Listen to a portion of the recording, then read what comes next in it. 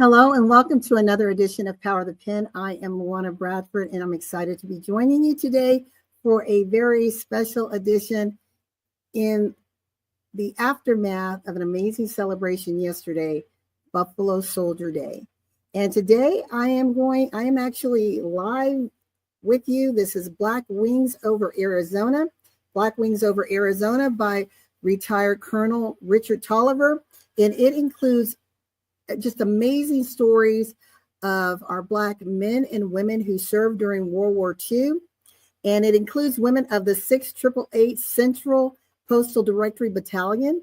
So many of you are familiar with the movie The 6888 by Tyler Perry, which elevated and brought to the limelight the story of these courageous women in the height of segregation and discrimination and of America and the American military, and their roles in helping to improve morale with the backlog of the postal system. And there's much, much more about their stories. But again, they are also included in this beautifully researched tapestry of African American history and impact during World War II, the 15,000 men and women who served. And also it's quite interesting to learn about the intersect during that time in history.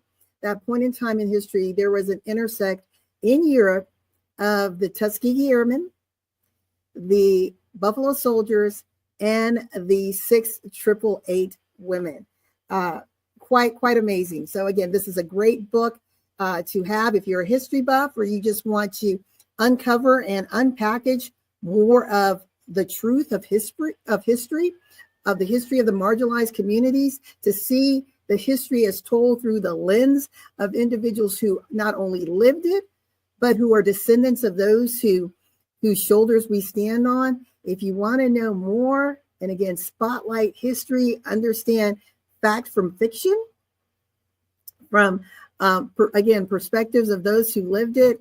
This is one of those books. Colonel Richard Toliver, retired U.S. Air Force. And we will be right back, and I'll give you a little bit more about the amazing and brilliant mind of Colonel Toliver, the work that he's doing, his advocacy, and how you can follow him and have him perhaps be a part of your event, or just connect with him, have a conversation, and get the book. Be a part of helping to preserve history, shape the narrative, or reshape the narrative for the next generation to come. We'll be back in a moment.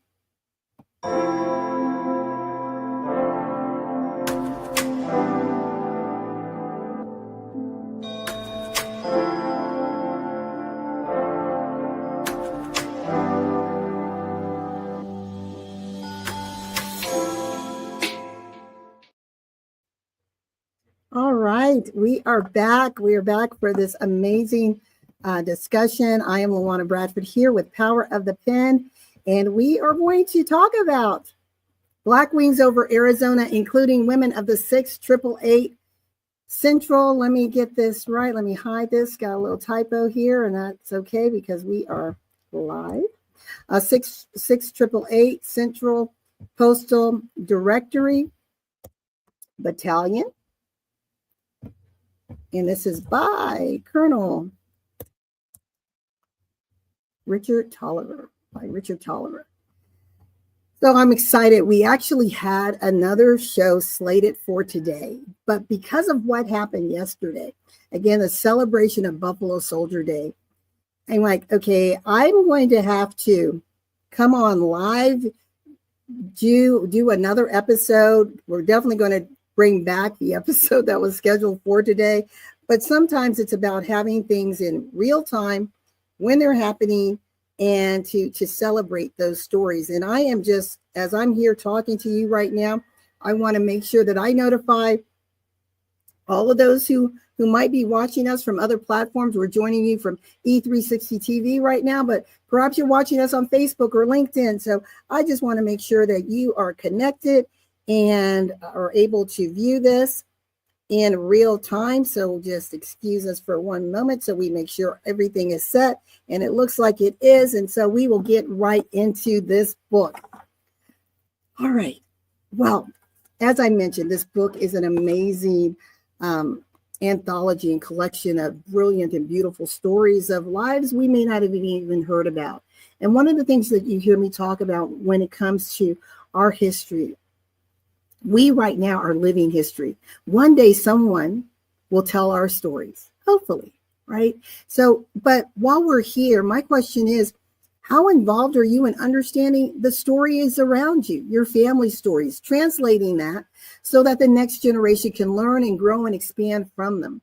It's one thing when we understand and know, maybe I know the name or I know what they did, but do we know the heartbeat and the pulse and the energy behind these individuals and why they did what they did and the impact that they had perhaps in their families, the communities, the nation, and even the world? And that's what this book goes into. Why Arizona? Because Colonel Toliver actually lives in Litchfield Park, Arizona. And he realized that there were a lot of men and women who have served, African-American men and women who've served in World War II, who have roots and ties in Arizona. And he thought, what a wonderful way to weave a collective experience based on a shared platform of Arizona and translate it to the world.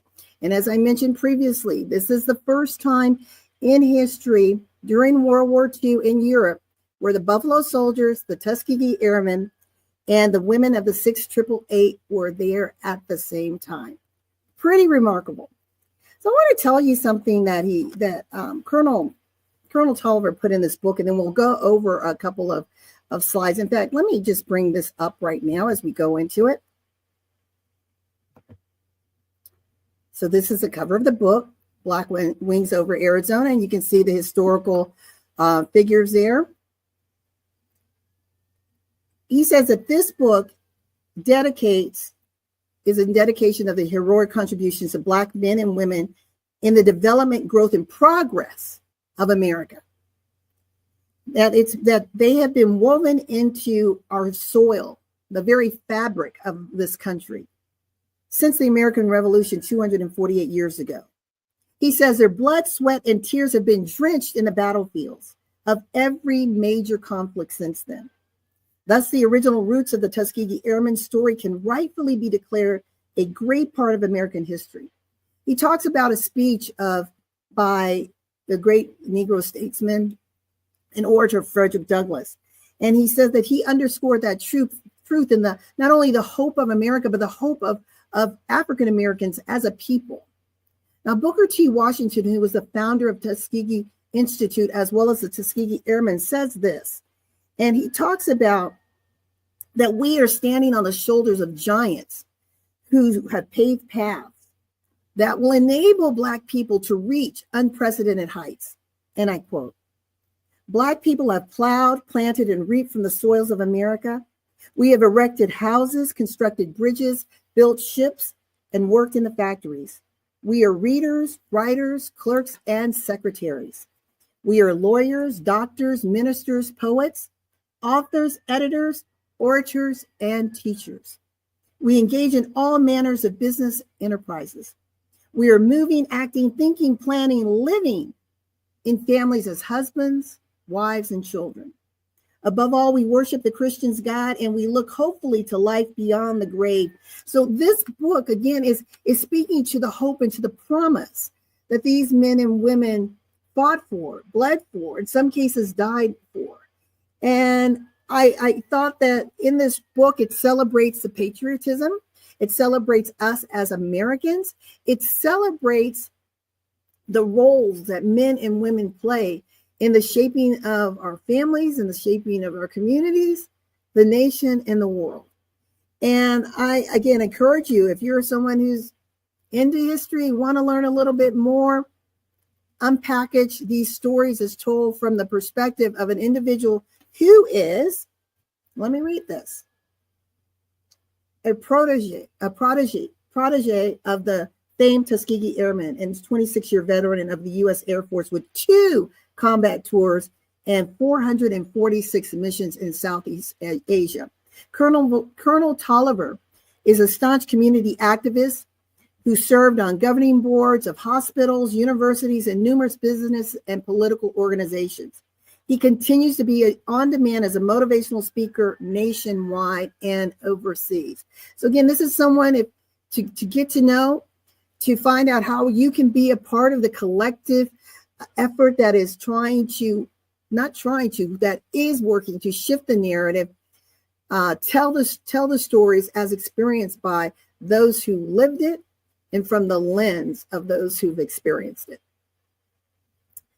Well, I am going to continue to move on with this amazing presentation. So this is Colonel Toliver standing in front of one of the planes that he flew.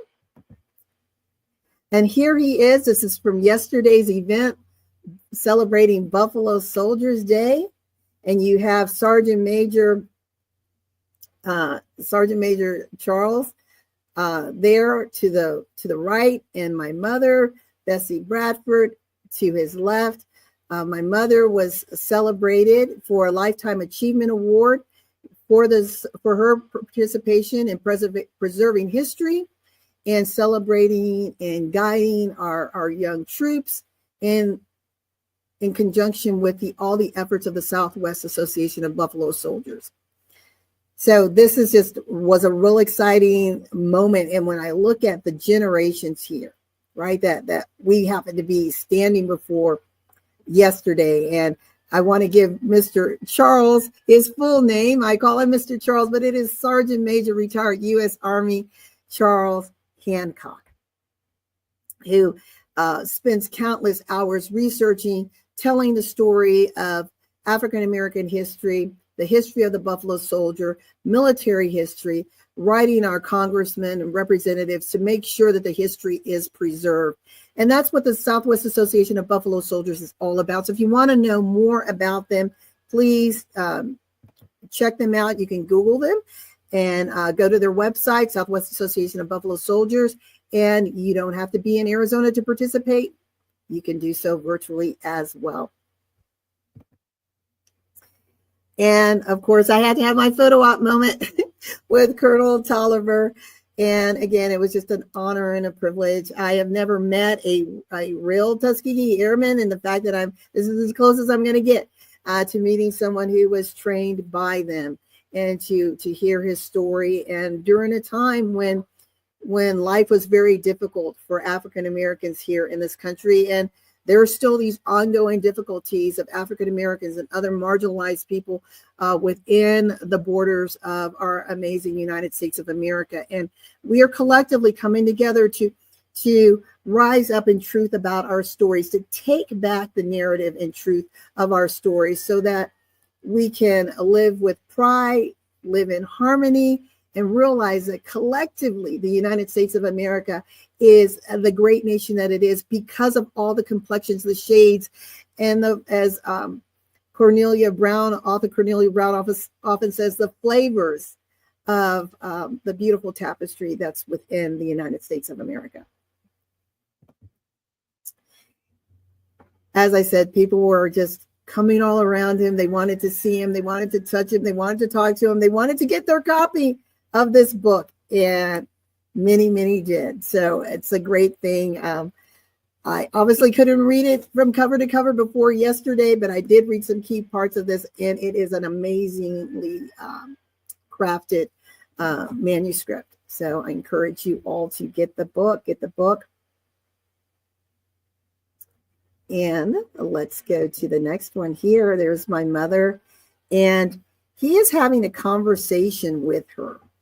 And you can't really hear it well, so I'm not going to play it because there's a lot of audio distortion because there was so much noise happening around him. But this is where it is so powerful. You never know who's watching you. You never know how your work, your successes can be celebrated by other people. So in him listening to the story about my mother and the recognition that she was getting as an honoree of the 2025 Southwest Association of Buffalo Soldier Lifetime Achievement Award for over 30 years of dedication in this organization.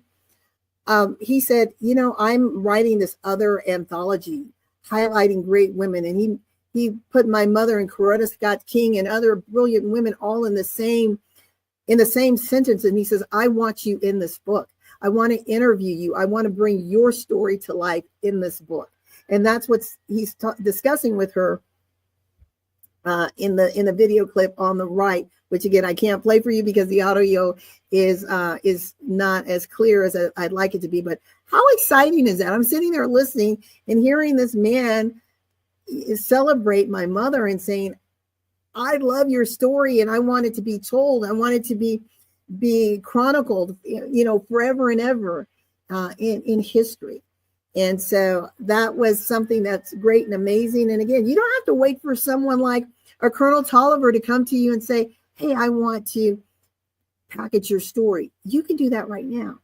You can record your story. You can tell your story. You can write your story right now. You can get it done. So a lot of exciting moments yesterday. And again, it was such an honor to be there. And we will be right back for the continuation of this amazing book, Black Wings over Arizona. Just a moment.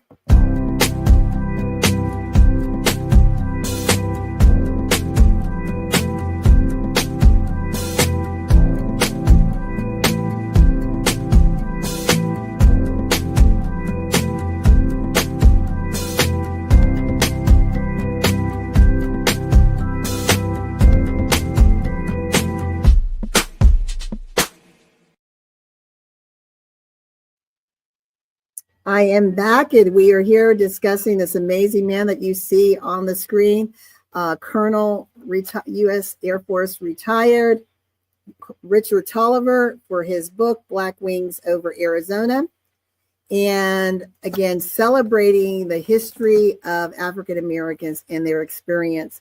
And before we go into this, I want to show you my book that was debuted publicly at the end of yesterday. From a segregated military to modern movements for justice, this book uplifts the stories often left in the margins. With a rare blend of poetic grace and historical insight, Bradford moves beyond retelling American ideals. She reimagines them through the lived lens of those too often pushed to the margins.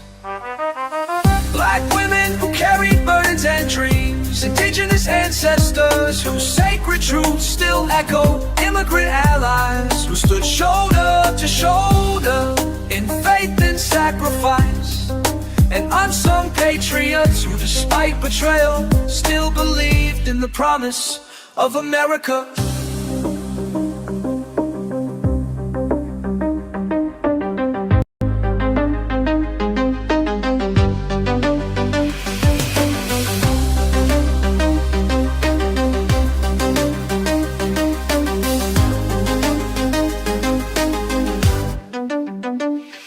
I pledge allegiance is a love letter to resilience, a reckoning with history, and a call to rise, not with bitterness, but with clarity, conviction, and hope. It's a reminder that patriotism is not silence, it is speaking truth while holding the flag in one hand and faith in the other.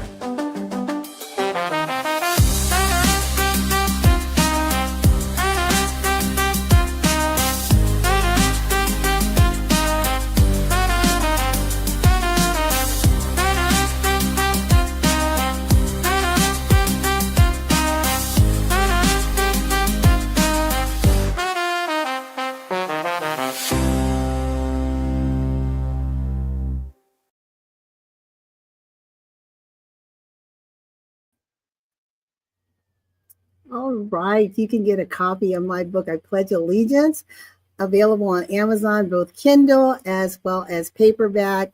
And I was just beyond the moon for this amazing intersect where, again, at Buffalo Soldier Day, to be celebrating my mother for her Lifetime Achievement Award for her work with the Buffalo Soldier, giving a shout out to the past efforts of my father, the late Sergeant Major Harlan Bradford, and to again be celebrating my books at this event. And all proceeds of this book, forever and ever, will be donated to the Southwest Association of Buffalo Soldiers and their celebration of African American history, U.S. military history, the history of the Buffalo Soldiers, and the history of the United States. and all contributions will be sent to help expand our efforts, again, shifting the narrative and preserving our history. Well, before we go into a deeper dive in this book, as I said that we're going to do, I want you to hear from the man of the hour himself. I apologize in advance if the quality wasn't that great, because we're recording him and he couldn't be dual mic'd because of the back feed. But I want you to lean into a piece that he says. This is a 5-minute clip, and then we're going to get into that portion that he speaks about, which is the women of the 6888. As written in this book, Black Wings Over Arizona. We'll be right back.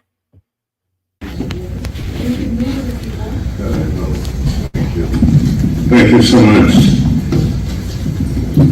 Ms. Warren.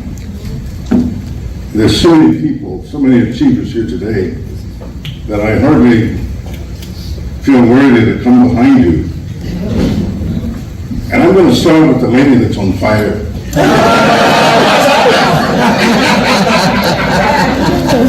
I wanted to get up and dance with you, but I thought that might be inappropriate. But I think you represent all that has been said here today.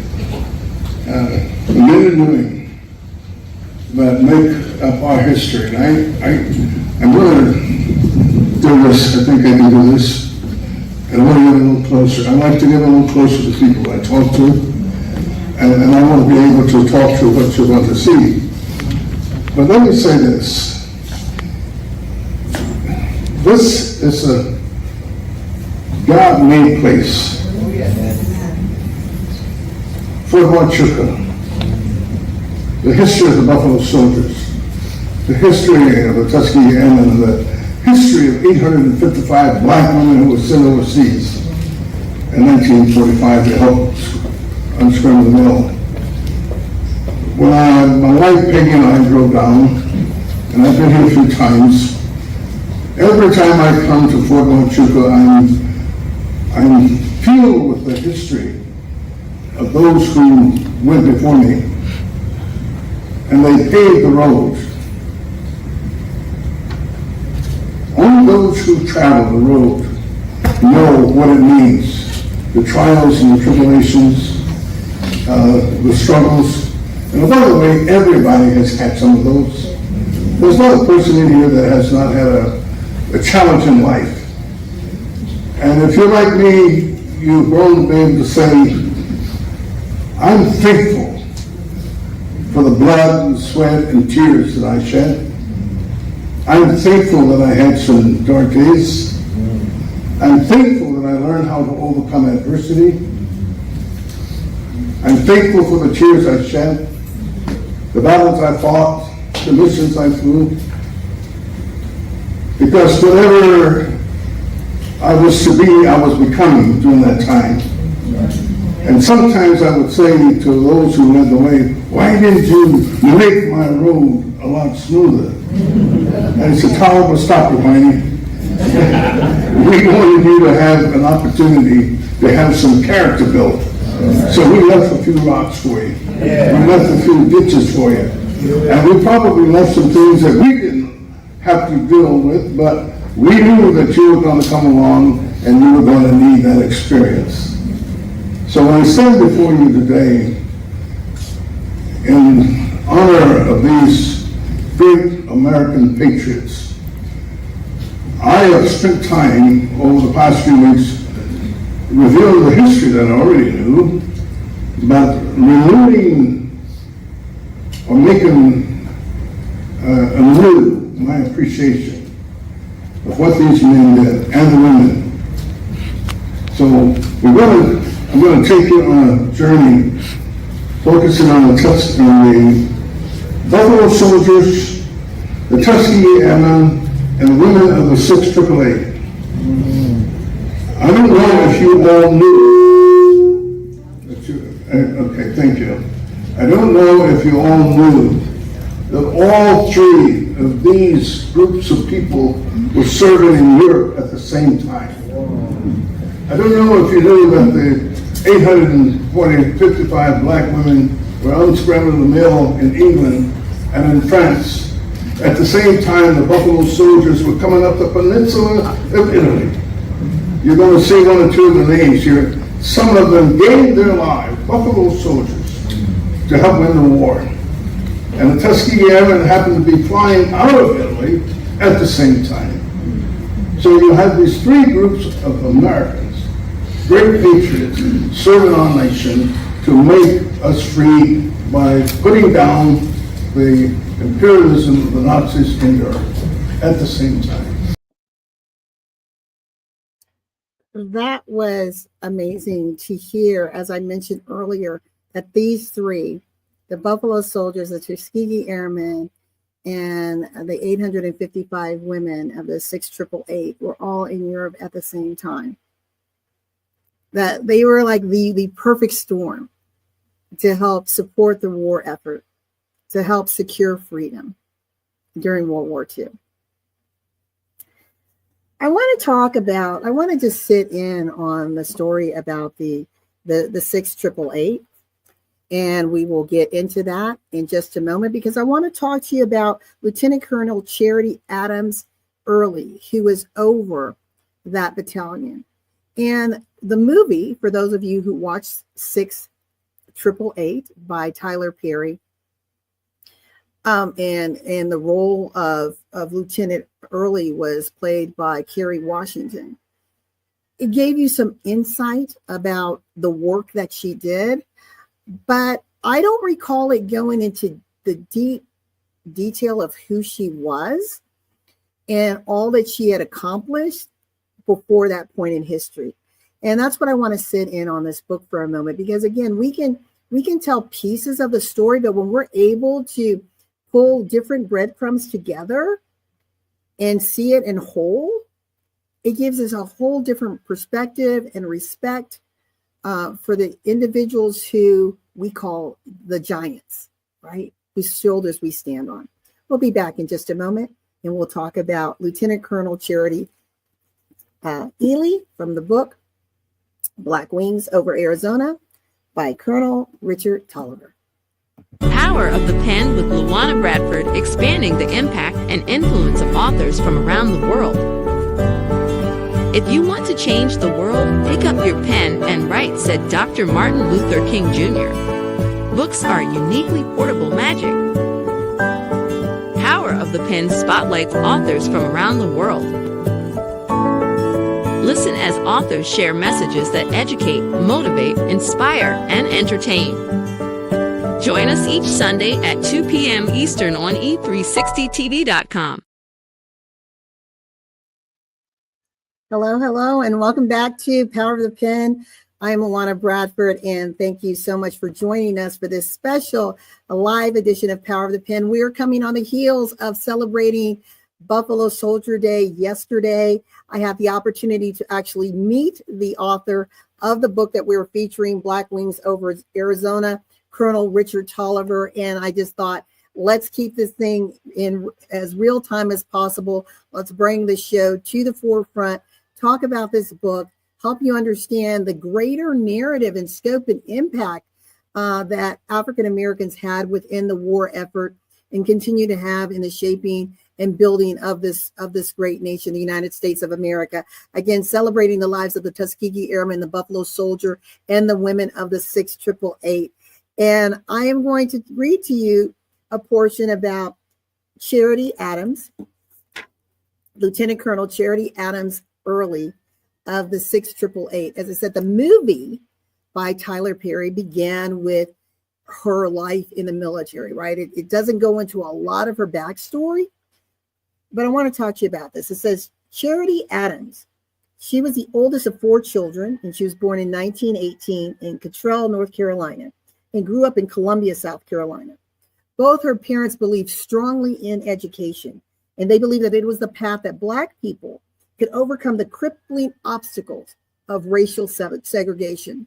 And within the African American communities, education is something that is very important, is celebrated as the way to open up other pathways of opportunity. Charity's father was a college graduate and an African Methodist Episcopal minister and her mother was a school teacher. So when you think back in the time that she was born, look at the lanes that her parents were in, the intersect. And we are a sum of our lived experiences, our primary and secondary socialization from our parents or the environment that we're in. And from that, we can shape and shift our lives into whatever it is we choose to be, in spite of limitations, in spite of restrictions.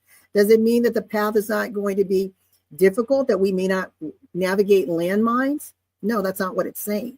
But sometimes, and this is one of the things that Colonel Toliver spoke about in that little clip that I played earlier, is the challenges and the hardships that you go through.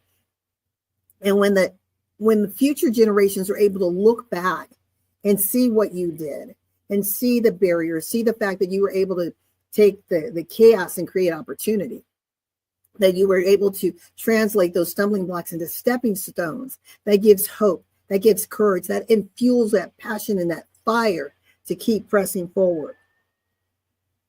So she graduated from Booker T High School as a valedictorian in 1934. And it's interesting, I was thinking, wow, 1934, in the heart of the Depression, and my father was only 4 years old and my mother was not yet born. Mom came 2 years after that. She finished Wilberforce University in Ohio in 1938 with a major in math and physics. Charity returned to Columbia, where she taught mathematics at the local high school. In the meantime, she studied part-time for her Master's of Science in Psychology at Ohio State University, and she graduated with that honor in 1946. So I think it's just really important for you to look at not only the foundation that had been set for her by her parents and the encouragement that they gave her, right? But she herself had this level of discipline and commitment to becoming. And we all each have that within ourselves. We can choose to commit to our dreams and our visions and do the work to move us closer, or we can choose to sit on the sideline and complain about what's not happening or life isn't fair, and focus on the challenges and the struggles rather than saying, okay, what are the opportunities? How might I be able to rise up in spite of? What can I create for myself in this space and time? And that's what she did. Adams enlisted in the U.S. Army's Women Army Auxiliary Corps, WAC, in July 1942. So remember, we were talking about the segregated army. My father joined in 1948, and the military was still segregated and became desegregated later that year by Harry S. Truman through writing into law about the desegregation of the military. But my father was explaining to me the ramifications of that effort was not fully felt until about 4 years later. So she joined when it was still segregated. So she was placed in a company with fellow female Black officers stationed at Fort Des Moines, Iowa. And we saw that in the film. And I really, as I was reading this and thinking about on the movie, it stayed very true to the storyline of her life, of Colonel Charity Adams Ely's life. In 1943, she was assigned to the training supervisor as a training supervisor at the base headquarters. And in early 1944, she was reassigned to the training center control officer in charge of improving efficiency in job training. So that's really important. Think about that. What they were assigned to do, this seemingly impossible task of the bottlenecked postal system. I mean, they were sent there to fail. They weren't sent with the hope that, oh, they can do this. So keep that in mind. They were sent thinking this is basically a suicide mission, because they're not gonna be able to survive this. They're not gonna even be able to do this. But because of her training to help improve efficiency and job training, think about how that skill set and knowledge translated to her ability to be able to guide the troops who are under her authority. She had additional duties as the officer in charge, finding lost property and handling minor women's offenses. In December 1944, she was promoted to major and selected to lead the only company of black wax scheduled for deployment overseas. The unit was designated the 6888 Central Postal Directory Battalion. In 1945, early 1945, she, along with Captain Noel Campbell, her executive officer, were flown ahead to London, England, to begin preparation for yet an undefined task. So she knew she was going. They were excited. They had done all this training, gotten the women ready. And then they're wondering, well, what am I going to do? So over 850 Black officers and enlisted women were expected to arrive in 1945, and they did. They arrived in Glasgow, Scotland on February 12, 1945, and transported to Birmingham, England on February 15th. Then it was there that she was informed by the senior executive of the theater commanders that the battalion would be expected to stand for inspection and march in review upon arrival. So think about this long journey. You get there and you're expected to stand for inspection and then march all the way in. And the movie captured that. She and the 6888 faced an extraordinary task of getting settled, and they had to be organized in an extremely poor living and working conditions. Remember Glasgow, right? It's cold. It was wet, and it compounded their challenge of establishing a modicum of human comfort. They had to wear coats and extra clothing when working in unheated temporary buildings. They waded through over 17 million backlog pieces of mails and packages that were affecting millions of individuals and their morale throughout the theater. Under the creative and effective leadership of Major Adams, the women of the 6888 rose to the challenge. And I want you to just sit there right now and imagine, even if you saw the movie, think about that. Think about the conditions that you're in. You're away from home. You're in a foreign environment. You have the most deplorable living conditions imaginable. You're cold, and you're having to rise up every day and do this seemingly impossible task. But yet you're under leadership that saw the hope and the possibility in the women who she was responsible for, saw the hope and possibility in that we can overcome this challenge. We can meet this mission. We will exceed this mission. We're not going to say we can't. We're going to find a way to do. We're going to find a way to say, yes, we can. And these stories, as written by and retold by Colonel Richard Toliver in Black Wings over Arizona, are stories of inspiration and hope and encouragement for all of us. No matter what your shade or complexion or background is, we can find hope and inspiration in understanding how people overcame, how people pressed through despite the obstacles, despite the landmines that were placed in their paths. They found a way to navigate around them. So it says, despite the unnecessary and sometimes troublesome interference of white superior officers, and the movie touched on to that, where they were trying to trip them up. You know, they were showing a little bit of momentum, a little bit of success. It's like, we can't have that because you weren't sent here to succeed. Remember that. So think about, again, I'm placing you in the situation of the day, a segregated army, racial environment, heavy discrimination, in a foreign war, in another country, in deplorable living conditions, assigned to one of the most impossible tasks, commanded by a woman in leadership. The only Black woman battalion in the theater, and they rose to the challenge. The women worked 24 hours a day, 7 days a week, in 3 shifts, processing and delivering the mail. Their creativity, dedication, and Herculean efforts in handling 65,000 pieces of mail per shift. 65,000 pieces of mail per shift. So you think about today, our modern mail system, right? And having all the technology to help sort the mail, read the codes, and send it to the respective areas. They didn't have that. And the movie really captured the challenge. How were they able to place the pieces of mail in the right slots to get to the right people? How did they do that? But they did. It resulted in an immediate improvement in the morale of the troops fighting in Europe. They expected 6 months task, because they were given 6 months to do the impossible. They completed it in 3 months.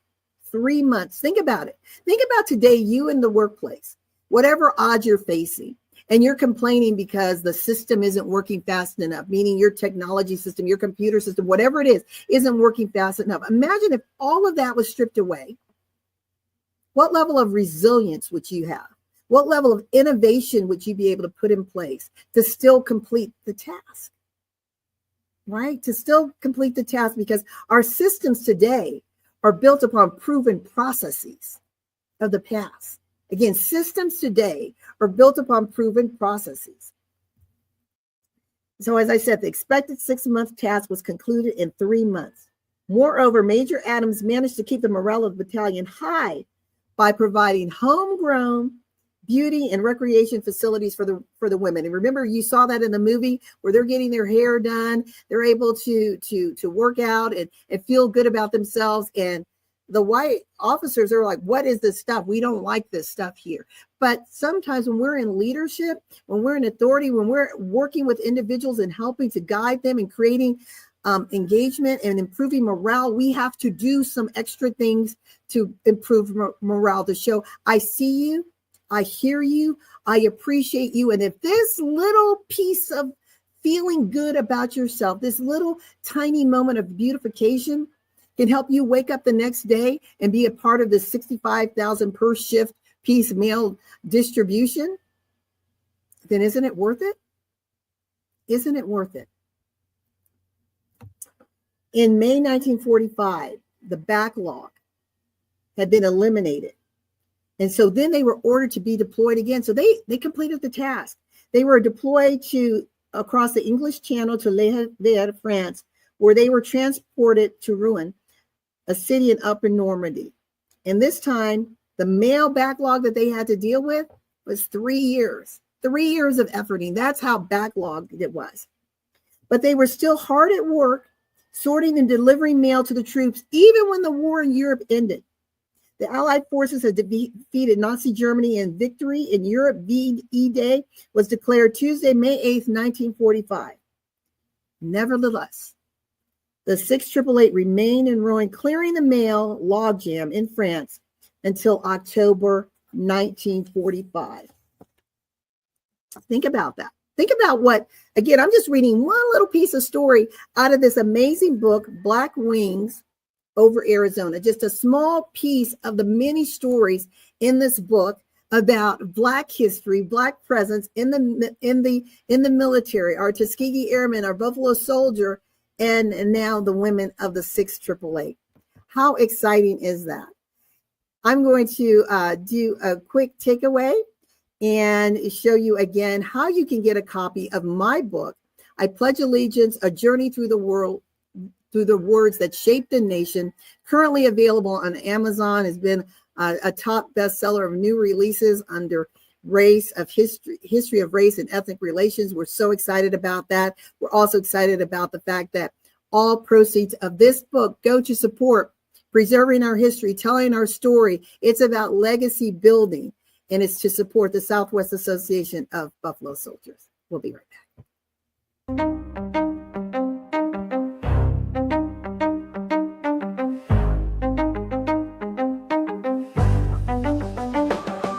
From the segregated military to modern movements for justice, this book uplifts the stories often left in the margins.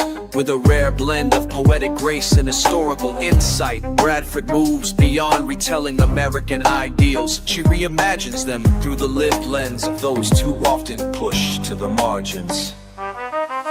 Black women who carried burdens and dreams, indigenous ancestors whose sacred truths still echo, immigrant allies who stood shoulder to shoulder in faith and sacrifice, and unsung patriots who, despite betrayal, still believed in the promise of America.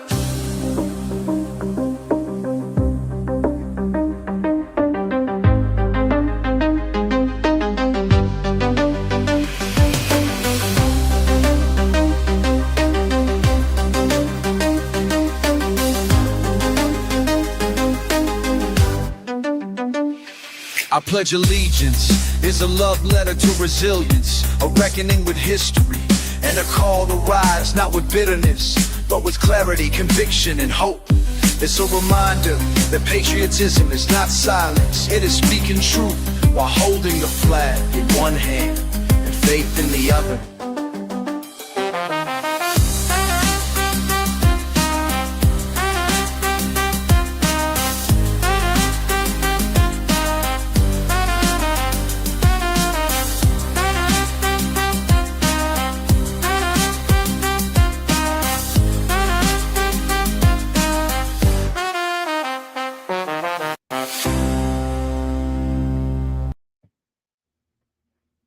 You can get a copy of my book, I Pledge of Allegiance, on Amazon. I'm going to put this here so you can see, Amazon.com. I want to thank everyone who has supported this work. It is truly has been a work of passion to have us challenge our belief system, to have us recognize when indoctrination has happened and what these thousands and thousands of impressions, if you've said the Pledge of Allegiance over and over again, from being itty bitty all the way up, what does it mean? How has it impacted your life from a subconscious standpoint? It takes you through the journey of asking yourself from each stanza of the pledge a series of questions. It is a book where I had to unpackage some truths for myself, to where at the end of the day, when I got to the end of writing this book, I could say, I can still place my hand over my heart and say, I still pledge allegiance. Now, where you may end up in your journey, I'm not certain. And that's what's so beautiful about this book, is the conclusion of this book. This is where it's unique, will not be the same for anyone. Why? Because your lens is just that. It is your lens. It is your lived experience that is going to translate how you interpret this journey through a Pledge of Allegiance. And what you come up with may complement where I arrived. It may not. But the one thing that's beautiful, it's your truth, your understanding. And I guarantee you, in reading it, you will be transformed, if only a little bit, because it will cause you to have more introspection and more consciousness in when you pledge things, when you put your word out, and realizing the power of the spoken word and how it can shape and influence your life and the life of others. Well, let's get back to this close, because we're almost out of time. I just want to encourage you, if you've enjoyed this episode and other episodes, and you're an author who would like to feature your message and your book on this platform, Empower of the Pen, please email me at lawana@bradfordgroupmtg.com. You can DM me on all things social media. We will reach out to you, invite you to an information session so that you can understand our platform and make sure that it's a win-win for everyone. You want to email guests to lawana@bradfordgroupmtg.com, or reach out to me directly, Lawana Bradford. And we would love to have you as a guest on the show. Also, if you've someone that has been inspired by a book and you want this book to be featured, or you want to talk about how this book has changed your life, we want to hear you too, because this book is about spotlighting readers, right? Because we read books and they influence and they shift and they change our lives, just like seeing that great movie and you want to share it with the world. This is a platform that can do that for you. So let's get back to Black Wings Over Arizona. I'm just going to read to you this last little bit. There's much more to read about the work that Lieutenant Colonel Charity Adams Early did as part of the 688. Remember, I told you the war was over, but they remained clearing the mail logjam in France until October 1945. However, the first time since their deployment, they received first-class treatment. So remember, I told you about the deplorable conditions when they first started. But now by 1945, they get first-class treatment. They marched the city. They were housed in luxury hotels with the creature comforts. By October 1945, the mail in ruin had been cleared, and the battalion was reduced from 855 to 300. And they began to redeploy back to America. By February 1946, the entire 688 was disbanded and discharged at Fort Dix, New Jersey.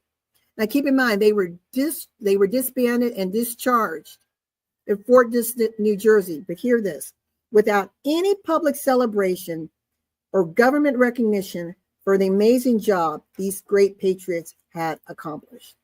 And I want to end it right there. And that's why telling our story, shifting the narrative, getting away from the whitewashed packaging of the lived experience of marginalized communities, and celebrating ourselves in a way that the stories, the truth of the stories, start to transcend generations, that we begin to remember these great women of the 688. We begin to celebrate the courage and the determination, that even though they are no longer here, their generations, their subsequent generations are still here. So we can still applaud, we can still lift them up, we can still celebrate, right? We don't have to say, well, oops, that was a missed opportunity. It is never a missed opportunity to celebrate greatness, to celebrate innovation, to celebrate the rise of the human spirit and dignity in the face of trials, in the face of tribulation. So think about that. These African-American women trained for the military, taken from their home, given what they thought was an impossible task, rising up not only once, but doing it twice. And doing so in a sense of community, with respect, with dignity, with pride, and with love for this country, even though the country did not seem to love them back. Think about that. So with that, we're going to sign off. I encourage you to get the book here. I'm going to put it up here for you to see it one more time. Black Wings Over Arizona, including women of the 6888 Central Postal Directory. Again, there's numerous stories in here. It's a great read by Colonel Richard Toliver. And if you want to be a guest on the Power of the Pen, please reach out. We'd love to have you. Love to have you a part of this platform to hear your perspective, your message, your book, or spotlight that book that has inspired you as a reader. And with that, we want to say thank you so much for joining us for a special live edition of Power of the Pen in celebration of Buffalo Soldier Day and celebrating the amazing Tuskegee Airmen protégé, Colonel retired U.S. Air Force, Richard Toliver, and his book, I'll show you once again, Black Wings Over Arizona. Definitely worth getting in your library. If you're a history buff, military buff, just want to support shifting the narrative, pique your own curiosity, it's definitely a wonderful read and you will not regret it. Until next week, we look forward to seeing you on another edition of Power of the Pen. And just remember that in life and in business, when your vision intersects with opportunity, success is inevitable. Until next time, be safe, be well. Bye for now.